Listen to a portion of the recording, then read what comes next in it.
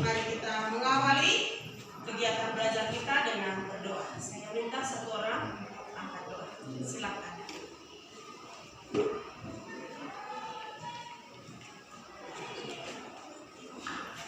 Teman-teman sekalian, ini berdiri. Kita berdoa dengan tanda mengenal Kristus dalam nama Bapa, Putra, dan Roh Kudus. Amin. Selamat pagi Bapak di dalam surga. Dalam nama Bapa dan Putra dan Roh Kudus. Amin. Terima kasih Enzi atas doanya. Baik, itu akan mengecek keberhadiran dari kalian ya. Gregoris aman. Sindiana Sinar. Oke, baik anak-anak, terima kasih kalian sudah hadir semua dalam kegiatan belajar pada hari ini. Baik, mungkin kalian masih ingat materi pelajaran pada minggu lalu. Siapa yang masih ingat? Silakan menjawab. Tian, silakan. Tugas gereja yang memutuskan. Materi pada pertemuan minggu lalu adalah tugas gereja yang memutuskan. Coba sebutkan 3 bentuk tugas gereja yang memutuskan. Silakan, Adi. Yang pertama itu doa dan ibadat. Ya. Yang kedua perayaan-perayaan sakramen. Dan yang ketiga Difusi. Oke. Ada 3 tugas gereja yang memutuskan. Yang pertama doa dan ibadat. Yang kedua perayaan-perayaan sakramen. Dan yang ketiga difusi. Baik anak-anak, sebelum kita memulai pelajaran kita pada hari ini, kita tetapkan dulu kelompok atau pembagian kelompok kita. Kita seperti ini lalu. Nah, materi kita pada hari ini tentang tugas gereja yang mewartakan kabar gembira atau disebut juga dengan istilah kerigma. Adapun tujuan pembelajaran dari materi tentang kabar gembira yang pertama, supaya setelah mempelajari materi ini kalian beriman kepada Yesus Kristus dengan berusaha terlibat dalam tugas gereja mewartakan kabar gembira, mewartakan kerajaan Allah kepada semua orang. Yang kedua, supaya kalian bertanggung jawab dalam pelaksanaan tugas gereja yang mewartakan kabar gembira. Oke anak-anak, demikian tujuan dari tugas gereja yang mewartakan kabar gembira.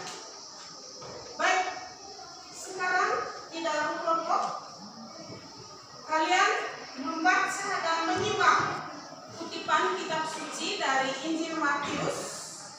Silakan buka kitab sucinya dari Injil Matius bab 28 ayat 16 sampai dengan 20. Silakan dibaca dan disimak di dalam kelompok. Setelah itu kalian masing-masing kelompok menyusun dan menetapkan beberapa pertanyaan untuk mendalami isi atau pesan dari teks kitab suci yang kalian bacakan itu. Silakan, saya beri waktu kepada kelompok untuk menyusun dan menetapkan pertanyaan-pertanyaan untuk mendalami kutipan kitab suci itu. Silakan.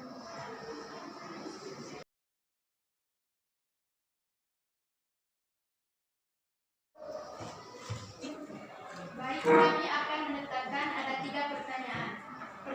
Pertanyaan yang pertama, apa yang disampaikan Yesus dalam kisah Injil Matius bab 8 ayat 16 sampai 20?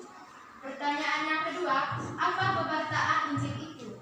Pertanyaan yang ketiga, apa saja bentuk pewartaan dalam hidup kita? Oke, terima kasih untuk semua kelompok yang sudah membacakan pertanyaan yang disusun oleh kelompok masing-masing. Baik, saya kembalikan kepada kelompok pertanyaan-pertanyaan itu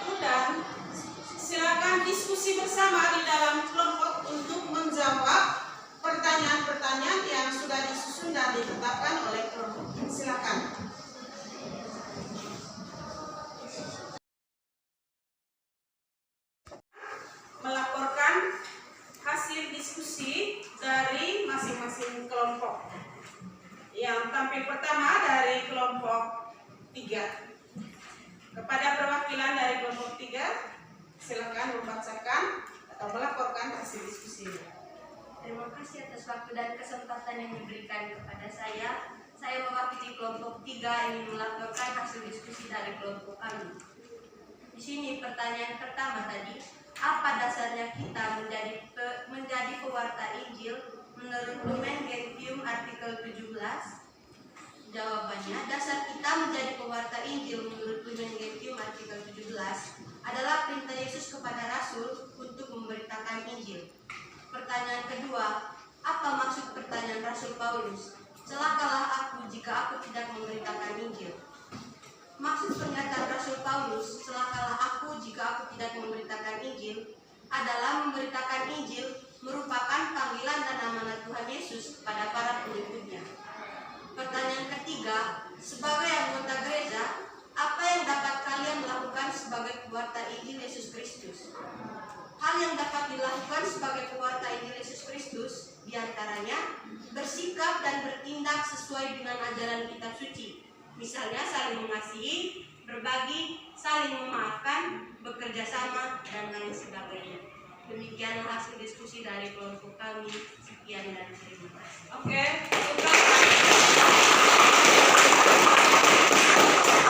hasil diskusinya. Terima kasih juga untuk semua kelompok yang sudah melaporkan hasil diskusinya dari kelompok masing-masing.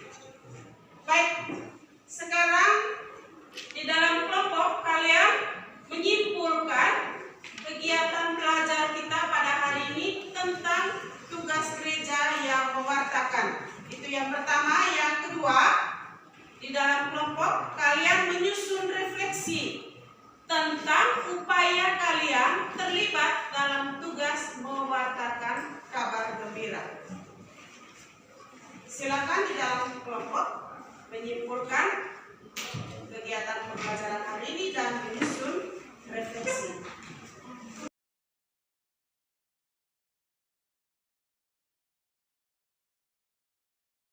Waktu diskusi sudah selesai.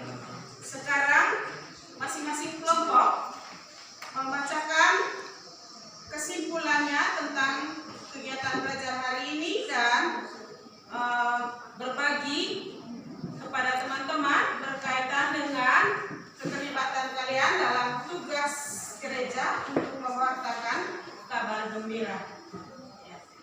Kepada kelompok, saya persilakan untuk membacakan kesimpulan yang sudah dibuat di dalam kelompok. Silakan. Ya, silakan.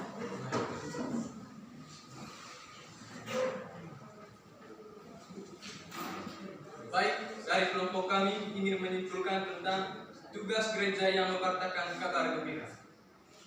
Tugas gereja yang mewartakan merupakan tugas gereja yang berpusat pada pewartaan sabda Allah. Tugas ini dilaksanakan secara verbal dan melalui kesaksian hidup. Ada dua hal yang perlu diperhatikan dalam mewartakan sabda Allah. Yang pertama, pewarta harus mendalami dan menghayati sabda Tuhan yang akan diwartakannya. Yang kedua, pewarta harus mengenal konteks kehidupan umat yang akan mendengar pewartaannya agar pewartaannya bisa menyentuh dan menyapa umatnya. Terima kasih. Baik, tepuk tangan. Baik, terima kasih juga untuk kelompok 1, kelompok 3 dan 4 yang sudah membacakan kesimpulannya tentang tugas gereja yang mewartakan kabar gembira. Sekarang saya persilakan kepada kelompok untuk berbagi pengalaman tentang keterlibatan dalam tugas gereja yang mewartakan kabar gembira. Silakan, silakan.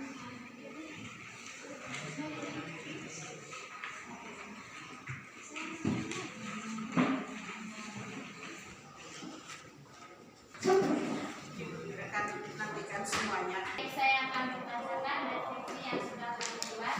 Setelah kami mendengarkan penjelasan tentang tugas pewartaan gereja, kami sadar bahwa ternyata selama ini kami sudah terlibat aktif dalam tugas pewartaan tersebut, yaitu saling mengasihi sesama, berbagi, serta saling memaafkan. Sekian dan terima kasih.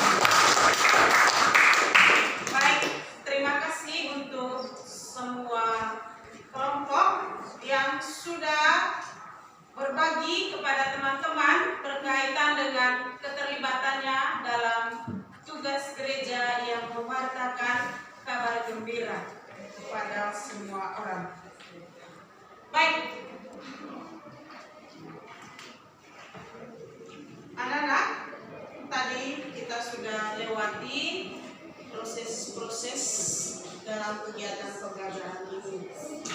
Tugas gereja yang memberitakan kabar gembira merupakan kelanjutan dari tugas Yesus Kristus dulu, memberitakan kerajaan Allah. Tugas ini berpusat pada pewartaan sabda Allah. Berpusat pada pewartaan sabda Allah. Nah, dalam mengaktualisasikan tugas pewartaan sabda Allah ini, maka perlu diperhatikan yang pertama itu, seorang pewarta dia harus terlebih dahulu mendalami dan menghayati sabda Tuhan yang akan diwartakannya. Yang kedua, seorang pewarta sabda harus bisa mengenal kehidupan dari para pendengarnya, dari umat yang akan mendengarkan pewartaannya. Itu dua hal yang perlu diperhatikan oleh seorang pewarta sabda Allah. Pewarta sabda Allah itu ada pengkhotbah, ya. Kemudian ada para katekis dan ada guru agama. Itu yang disebut dengan pewarta sabda Allah. Baik, mari kita tutup pertemuan kita dengan doa. Saya minta satu orang untuk memimpin kita dalam doa.